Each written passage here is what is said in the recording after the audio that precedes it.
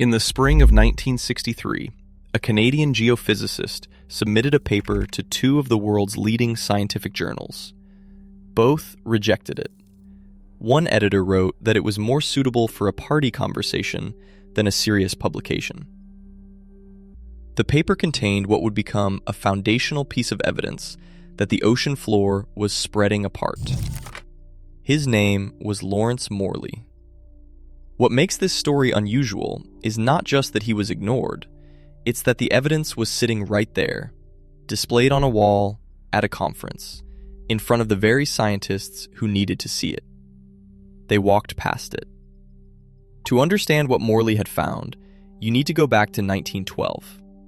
That was the year Alfred Wegener first proposed that the continents were moving, that the land masses we see today had once been joined, slowly drifting apart over hundreds of millions of years.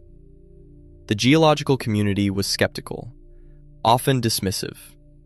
The problem wasn't his conclusion, it was that he couldn't explain the mechanism. What force could possibly move entire continents across the surface of the Earth?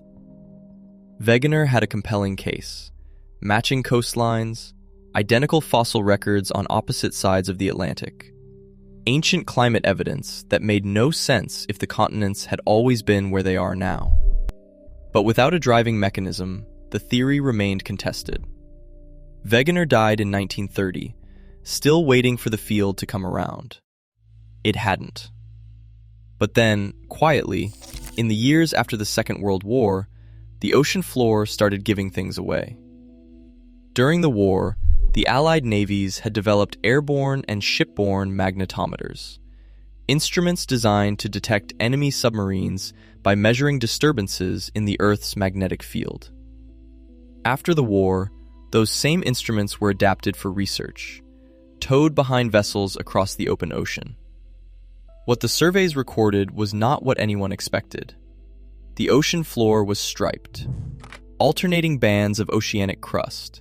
One band magnetized slightly above the baseline, the next slightly below, running in long parallel lines across the bottom of the ocean. The pattern repeated, kilometer after kilometer, like a barcode nobody had asked for and nobody could read. By the late 1950s, geophysicists working primarily in the northeastern Pacific, researchers like Ronald Mason and Arthur Raff, had mapped these magnetic anomalies across substantial areas of seafloor. The stripes were real, measurably consistent, and completely unexplained. Papers were written, conferences were held. The stripes sat there, waiting. And then, in 1963, two things happened almost simultaneously. One of them got published, the other didn't. The published paper came from Fred Vine and Drummond Matthews at Cambridge.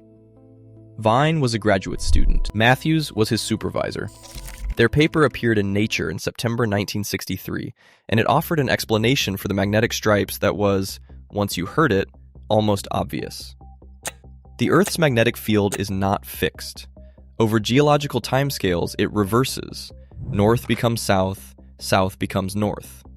This has happened many times over Earth's history, with intervals between reversals that vary considerably, from tens of thousands to millions of years.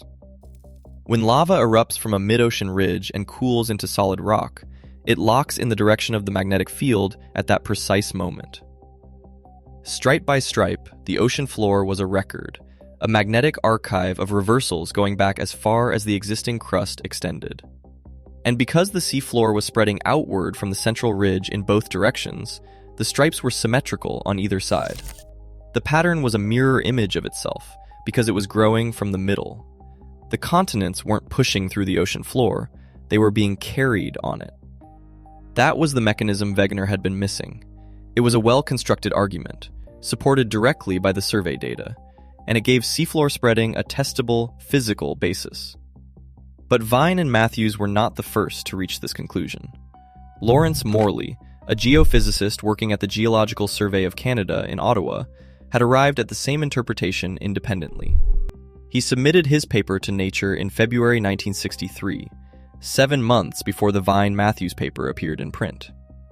Nature rejected it without review. He then submitted it to the Journal of Geophysical Research. They rejected it too. The second rejection is the one that entered the historical record. The editor's response has been paraphrased in various forms, but the substance is consistent across accounts. That such speculations were the sort of thing one might discuss at a cocktail party, not the kind of work suitable for publication under serious scientific auspices. Not a finding. Not a hypothesis worth examining. A conversation piece. If this kind of story interests you, the ones where the evidence was there and the field still looked away, we cover overlooked histories like this every week. Subscribe so you don't miss the next one. Morley's paper was eventually published in 1964, by which point Vine and Matthews had already received the credit. The hypothesis became known as the Vine-Matthews hypothesis. Morley's name was added later, Vine-Matthews-Morley, but the sequence had already been established. He was the third name in a discovery he had made independently and submitted first. Think about what that means for a moment. In August 1963, while his manuscript was still being rejected, Morley attended the International Union of Geodesy and Geophysics General Assembly in Berkeley, California. He displayed a magnetic stripe map in the conference hall, the kind of poster presentation that is standard at scientific gatherings. The map showed the anomaly patterns, the symmetrical banding, the reversal signature. The scientists most actively working on exactly this problem were in that building. The map attracted little attention. Not because it was hidden, it was on the wall. Not because the data was unfamiliar, much of it came from the same surveys others in the room were studying. But in 1963, seafloor spreading was still a contested idea, sitting near the edge of what the mainstream geological community was prepared to seriously entertain. Harry Hess had published his seafloor spreading hypothesis in 1962, and it was being discussed, but it had not crossed into consensus. The institutional weight of decades of skepticism toward continental drift hadn't fully shifted, and Morley, working at a government survey office rather than a research university, did not carry the kind of standing that compelled people to stop at a poster and reconsider what they thought they knew. This is how paradigms hold, not through censorship, not through conspiracy, through the accumulated force of what a community has already decided is worth taking seriously. The map was on the wall. Nobody stopped. Within 5 years or so, the picture had transformed. Plate tectonics moved from contested hypothesis to the organizing framework of the earth sciences. The geomagnetic reversal timescale was built out through careful paleomagnetic work and radiometric dating of rocks. The deep-sea drilling project, beginning in 1968, provided further confirmation of seafloor spreading through direct sampling of ocean crust. Spreading rates at mid-ocean ridges were estimated from the anomaly patterns. The mechanism Wegener had died without was now the foundation of modern geology. What had been a party conversation was now the paradigm. Lawrence Morley continued working at the Geological Survey of Canada. He became a respected figure in the field eventually, acknowledged in papers, included in the attribution, recognized in later histories of the discipline. In a 1981 interview, he was, by all accounts, measured about what had happened. He said he had no bitterness. He said the science was what mattered. He may have meant it, but the rejection letter stayed in the record, and his name appeared third in a 3-part attribution for an interpretation he had reached independently and submitted before the paper that defined the hypothesis. The philosopher of science Thomas Kuhn argued that scientific communities do not simply follow evidence wherever it leads. They operate within frameworks, paradigms, that shape which questions get asked and which answers are considered plausible. Anomalies accumulate, but they are absorbed or set aside until the pressure becomes too great to manage. What looks, in retrospect, like an obvious finding can sit unread, not because the evidence is inadequate, but because the community hasn't yet reached the point where it's prepared to let the evidence mean what it means. The magnetic anomalies had been on the ocean floor for millions of years. The instruments to detect them had been adapted from wartime technology. The key interpretive move, connecting the stripe pattern to reversals and spreading, required no equipment that didn't already exist.